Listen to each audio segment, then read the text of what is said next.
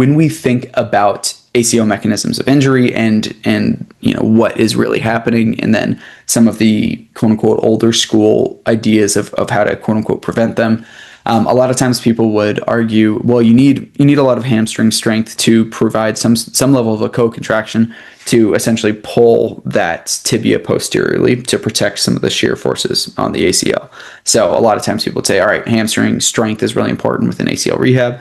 Not saying at all that it isn't. It 100% is, especially if you're going into a sport like Australian rules football, like this guy, or some other high velocity sport. However, a lot of us probably know that ACLs get torn between that kind of like 20 and 30 degree mark when it comes to knee flexion.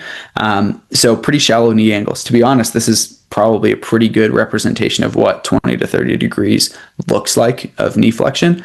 Now, in a closed chain fashion, if you can picture this foot on the ground, if you get a really strong and forceful soleus contraction or just calf contraction in general, what you'll see is a closed chain level of plantar flexion, meaning this knee would either extend or the soleus would be able to pull this tibia backwards, essentially doing the same thing that people would claim that the hamstrings are doing to kind of limit some of the tensile load on the ACL in these positions.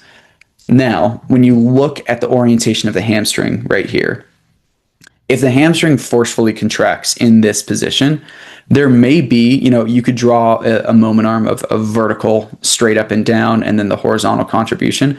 There may be some level that it can kind of pull that tibia or the head of the tibia back. But most likely all it's doing is just providing a really strong compressive force to the joint, right? It's not doing a whole lot based on the orientation of the hamstring. It's pretty much just pulling straight up into that knee joint because of how close to full lockout the knee is in. So could compression in the knee joint also be protective for ACL mechanisms? Certainly, it very well could. However, the previous theory of creating sufficient hamstring strength so that can provide that posterior pull on the tibia to decrease tensile load on the ACL is likely incomplete, let's say, when it comes to the orientation of ACLs when they get torn and all those sorts of factors. The only time that you'd be able to do so and for that hamstring to be actually efficient is if the knee was in a lot of flexion, right? And if the knee was bent, then it could actually provide more of that posterior force.